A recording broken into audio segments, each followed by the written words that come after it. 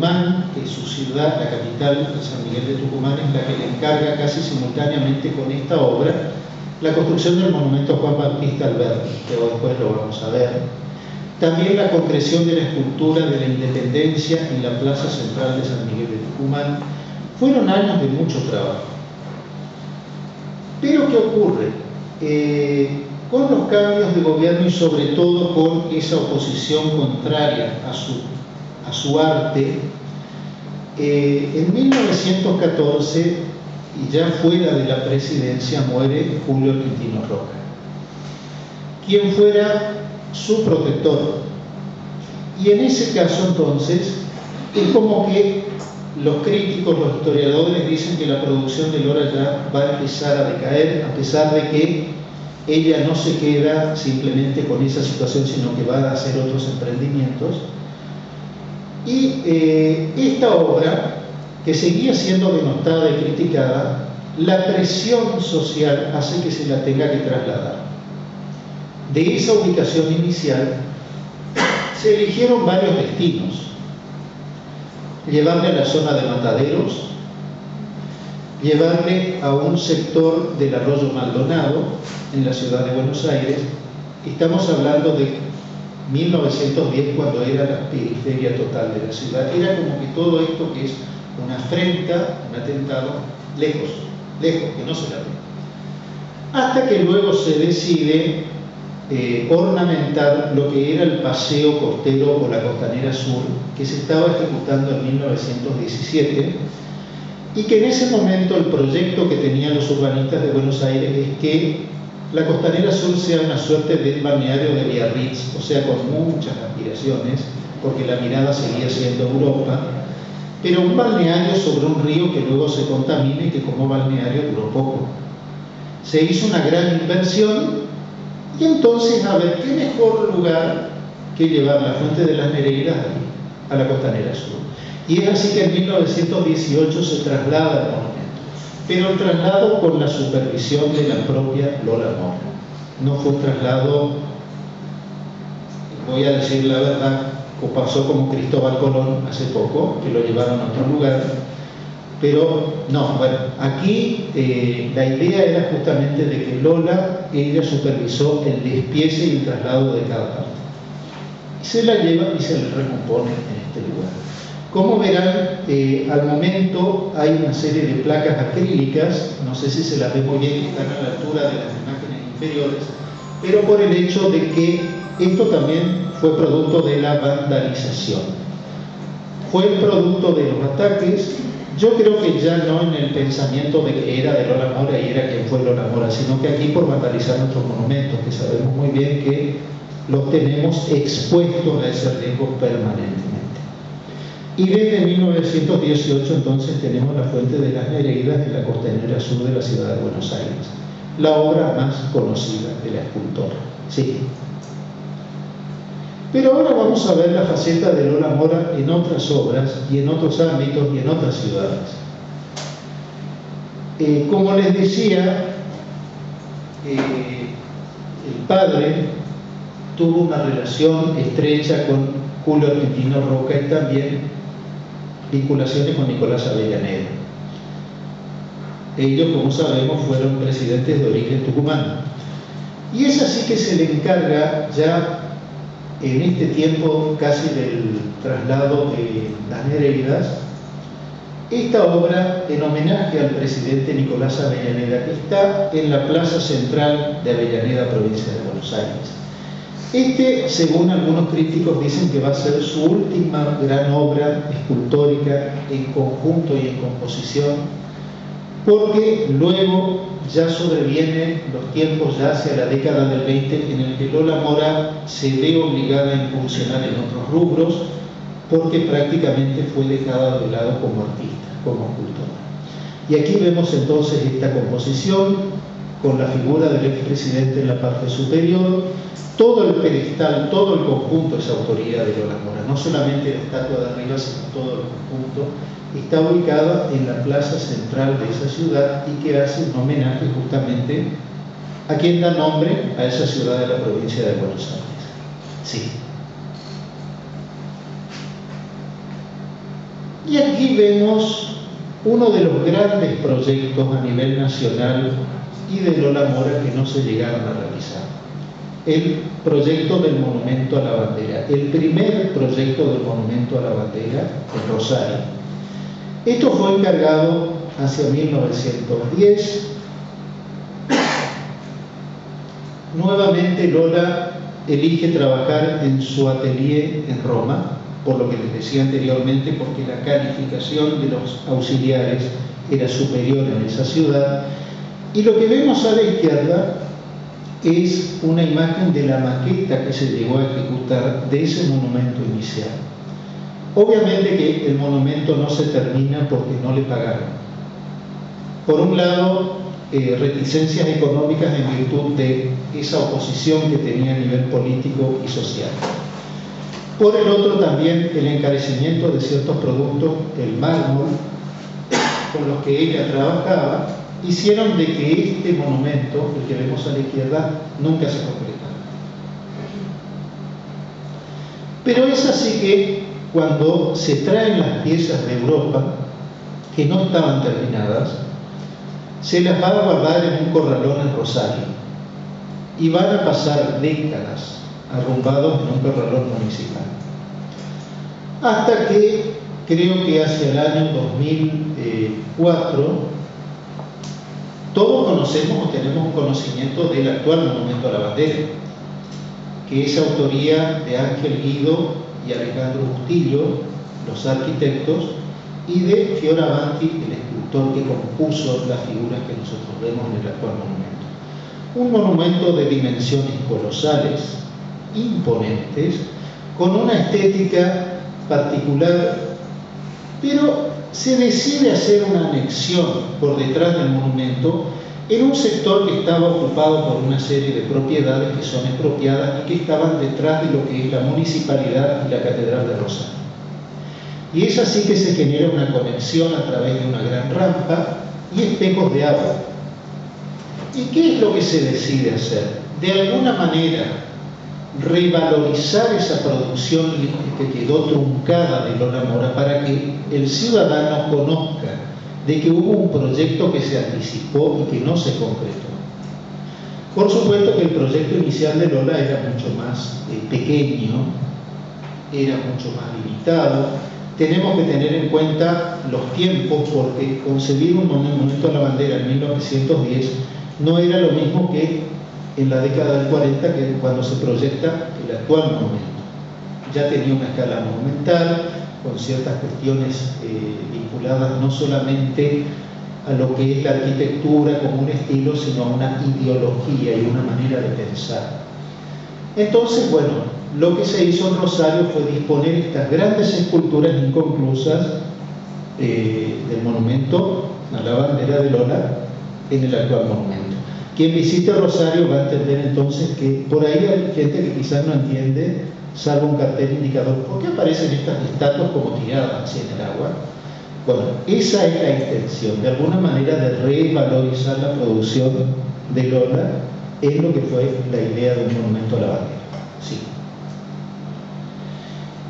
Ahora vamos a ver otro monumento en la ciudad de Salta. Estamos viendo obras de Lola en distintos lugares del país, para que no nos quedemos con la idea de las Nereidas y que ahí parece que se termina todo, para que veamos también cómo fue su producción. Facundo Zubería fue uno de los homenajeados en el Congreso de la Nación. El edificio del Congreso de la Nación, el actual edificio, es del italiano, el proyecto es del italiano Víctor Meano.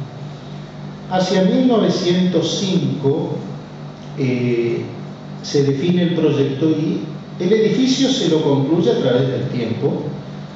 Hacia 1910 se decide incorporar en un salón lo que se llamaba el Salón de los Presidentes. Pero la idea de presidente no era lo que nosotros hoy entenderíamos como el presidente de la nación, no era el presidente republicano, no era el presidente constitucional, sino que era el presidente de una asamblea, el presidente de un área colegiada, el que presidía en realidad un sector del gobierno y que tuvo injerencia dentro del gobierno en nuestro país. Facundo de Zuviría, de origen salteño, tuvo participación en la asamblea del año 13 y de esa manera tuvo a su cargo el honor de participar justamente y de presidir temporalmente esa asamblea. Y es así de que entonces uno de los homenajeados era este señor, Facundo de Zuviría. Él iba a estar, o él estuvo en la sala de los presidentes del Congreso de la Nación. El otro que estuvo, que después lo vamos a ver, es Narciso Laprida. ¿Por qué Narciso Laprida? Porque fue el presidente del Congreso de Tucumán en 1816. Otro homenajeado es alguien de quien no tengo imágenes porque no la conseguí, les digo con absoluta honestidad, oriundo de Córdoba, que tuvo injerencia en lo que era la organización nacional desde Córdoba al país y tuvo una etapa de gobernador de esa provincia. Y el cuarto era Carlos María de Alvear, que lo tenemos en Corrientes. Pero ¿por qué Carlos María de Alvear como un presidente o por qué en ese ámbito de los presidentes? Porque fue uno de los directores de las Provincias Unidas del Río de la Plata. El primer director fue Gervasio Antonio de Posadas,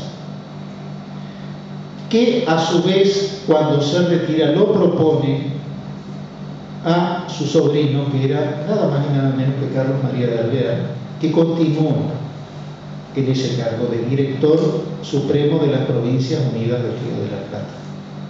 Por 3 meses duró su permanencia.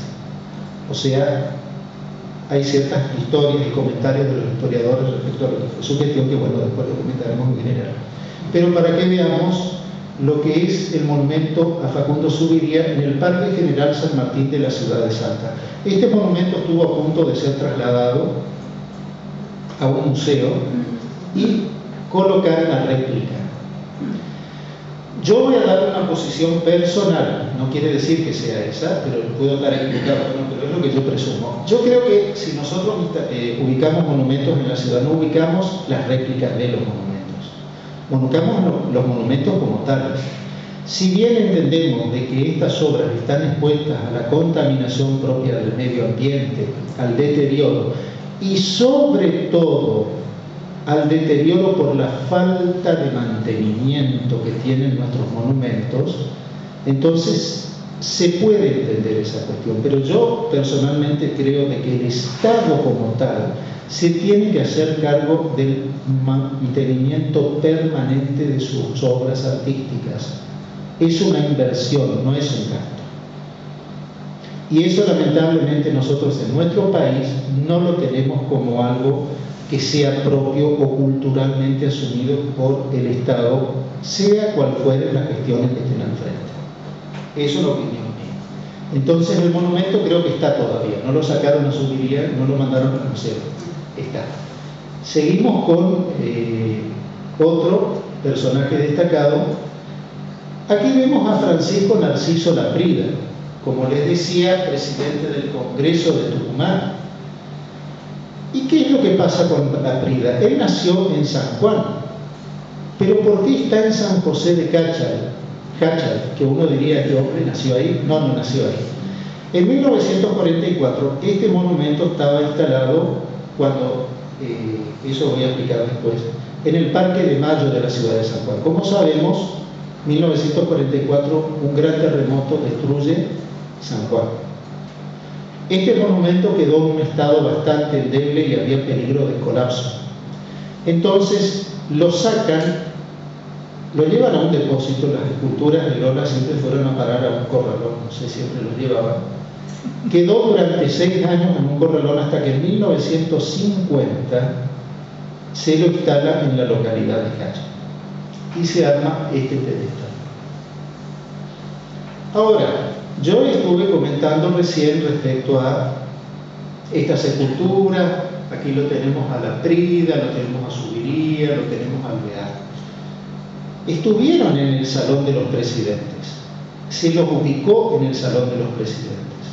Pero en la década del 20, recuerda lo que pasó con el monumento a la Fuente de las Nereidas. En la década del 20 se decidió retirar todo tipo de testimonio que haga referencia a la obra artística de Lola Mora, entre ellos los presidentes. Entonces sacaron las esculturas del Salón de los Presidentes, los mandaron a un depósito y después decidieron trasladarlos a ver a qué lugar podemos mandar. Por eso nosotros lo tenemos al Alvear aquí. Lola Mora jamás estuvo en Corrientes y nadie aquí le pidió a Lola Mora un trabajo de escultura. Nosotros, voy a decirlo de manera general, muy común, ligamos de arriba por año, porque esa es la verdad. Hay que decirlo porque esa fue la verdad. Pero sigamos con la otra obra de Lola. Vamos a ir a San Miguel de Tucumán y allí nos encontramos con este relieve, entendido técnicamente como un bajo relieve, 9 de julio de 1816. Esto se lo confecciona para el centenario, para 1910. En ese momento, lo que hoy decimos la casa histórica, o acá se tiene la mala costumbre de poner ese apelativo de la casita de Tucumán, que no es una casita, quienes conocen saben que no es precisamente una casita, pero en la parte posterior, en 1910 la casa estaba destruida, estaba solamente el salón de la Declaración de la Independencia y el resto no existía, porque fue demolido. Lo que se tenía era por detrás, y quienes conocen Tucumán me van a entender o corregir, está sobre la calle 9 de julio, es una entrada de la parte posterior, donde hay un gran patio, con grandes murales que son estos. De un lado, el 9 de julio de 1816 y del otro lado, el 25 de mayo de 1810. O sea, se le encomendó un trabajo que reflejara esos momentos importantes, trascendentes en la construcción de nuestra nacionalidad. Y aquí no aparece, pero en la del 25 de mayo le han escrachado, por decir así, que una de las figuras que aparecen frente al Cabildo en la plaza tenía el rostro de Julio Argentino Roca. Eso está fotografiado y se ha dicho, bueno, hay ciertas historias vinculadas a esa cuestión. Perdón, no se nota bien, pero es está ahí en la... Ah, se lo ve ahí, sí. Aparece Julio Argentino Roca retratado. Esa es una costumbre que la tomaron también aquí frente en el Teatro Vera. Ustedes, si ven lo que es la cúpula, van a reconocer algunas figuras importantes del arte de Corrientes pintados en el frente. Eso lo saben. Bueno, no voy a entrar en detalle porque creo que ya lo saben. Parece que la inspiración viene de aquí. La siguiente. Aquí vemos una imagen de, a la izquierda, la independencia, la figura femenina de la independencia. Esto está en la plaza central, en la plaza principal de San Miguel de Tucumán. Y a la derecha, Juan Bautista Alberdi, destacado jurista, político, músico, que tiene una plaza en su homenaje en San Miguel de Tucumán. Esa composición escultórica tiene la misma antigüedad que las Nereidas, porque las dos obras fueron construidas para la misma época, 1903.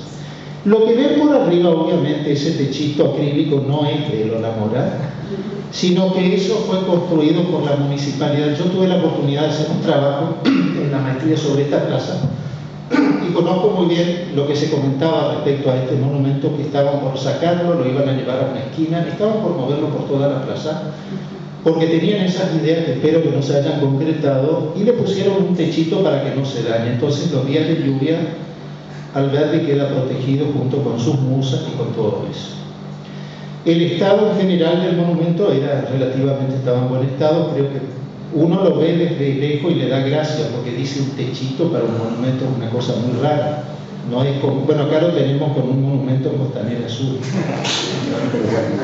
Es otra cosa que no tiene que ver con... Por eso digo, hay inspiraciones acá en la historia, se ve que alguien indagó y sacó. Pero una cosa es esto, que tiene cierta calidad y cierto respeto, pero no lo que tenemos aquí. Bueno, es un comentario mío, ustedes saben a qué me refiero. El siguiente. La fachada del Congreso iba a tener dos conjuntos escultóricos que hacían referencia a la libertad, a la república, a la justicia y al progreso. Esos conjuntos fueron colocados, después vamos a ver que se han colocado réplicas ahora, junto a la entrada principal del Congreso Nacional que da hacia la plaza. Pero ¿qué ocurre? Como les decía, en la década del 20 había que eliminar todo vestigio que tenga que ver con la escultura de Lola, entonces sacaron también esas esculturas. Lo que se decidió era ver qué hacemos con todo esto. Los legisladores tuvieron la idea de particionar ese conjunto y mandarlo a Jujuy. No se sabe por qué razón. Van a Jujuy. El Narciso, la Prida a San Juan, el Alvear a Corrientes y subiría a Salta. Así se decidió.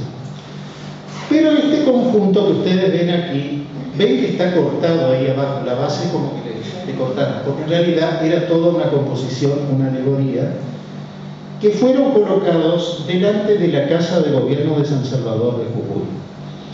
Tienen una disposición en un parterre, quienes conozcan Jujuy quizás lo hayan visto, que no tiene ningún criterio a nivel compositivo. Es como que colocamos la estatua donde hay espacio libre y nada más.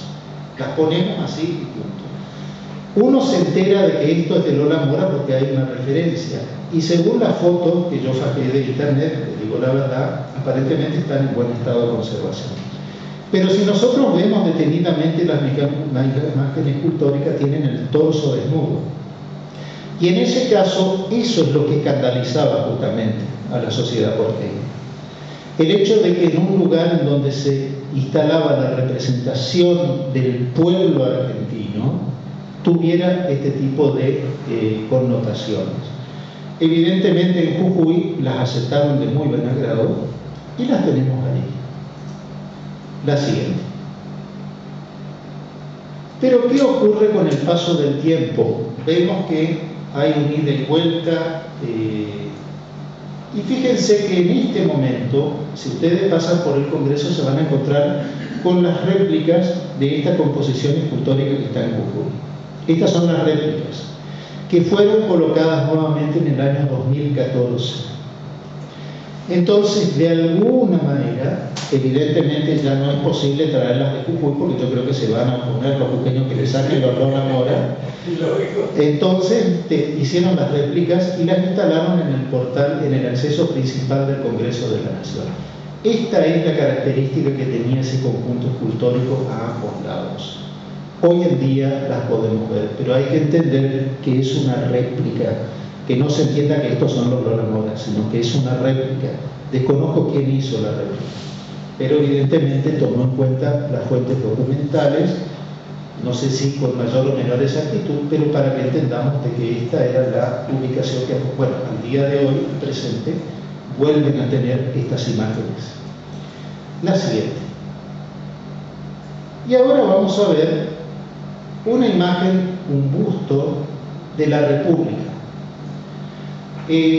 Quizás no se conozca tanto de unas obras menores, porque Lola evidentemente incursionó con imágenes de gran tamaño, de gran escala.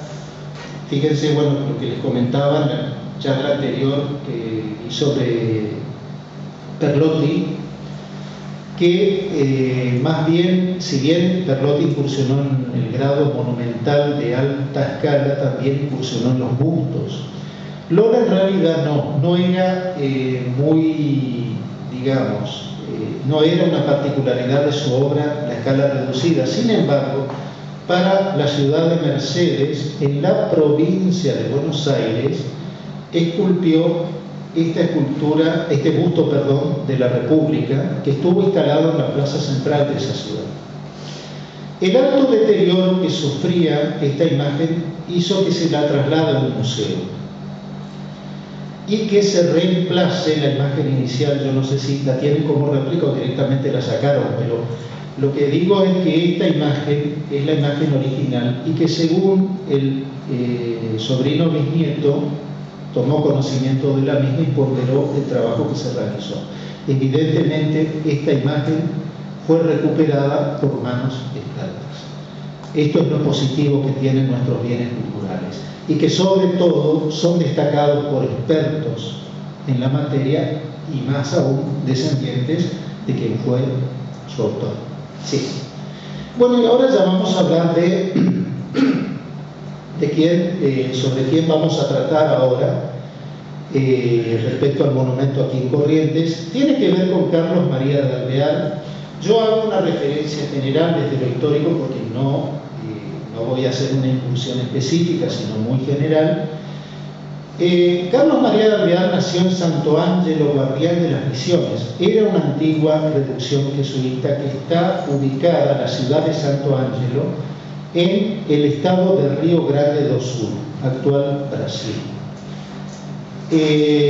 Pero nace el 25 de octubre de 1789, muere en Nueva York el 3 de noviembre de 1852. Pero, a ver, ¿cómo entendemos entonces esta cuestión de que Carlos María de Alvear lo tomamos como un prócer, como una figura de nuestra historia política en la Argentina devenido en los tiempos virreinales? Porque en realidad ese territorio, esa franja de Río Grande do Sul, en aquel momento, a fines del siglo XVIII, tenía un dominio español. Portugal, obviamente, estaba con la avanzada colonia portuguesa hacia el sur, tenía la ambición del dominio de la provincia cisplatina, que es el actual Uruguay. ¿Por qué razón? Por el hecho del control del ingreso por el Río de la Plata. Y de ahí entonces venía, una vez que el virreinato del Río de la Plata en 1776 se constituye como tal, el control económico aduanero. Y ese enfrentamiento que lleva por bastante tiempo entre España y Portugal. Pero Alvear, cuyo padre era militar y su madre formaba parte de la aristocracia porteña, venía de una familia acomodada, de una familia vinculada a la monarquía, y esto hace de que él, si bien tuvo una educación, hablando justamente de que fue a una escuela en Porto Alegre y que tenía un manejo también del idioma portugués, hace de que luego tenga la posibilidad de ir a España, y allí es donde lleva adelante su carrera y su formación como militar. Hay una serie de anécdotas que hablan acerca de la historia de Carlos María de Alvear. Yo voy a contar una que hay un relato, un video, en los que dicen que su padre, de una familia acomodada, de buena posición económica, eran 7 hijos. Cuando parten desde Buenos Aires hacia el puerto de Cádiz, en España, la travesía era tranquila. Él junto a su padre iba en una embarcación y su madre con sus 6 hermanos en otra. Cuando ya se estaban acercando a la península ibérica, son atacados por una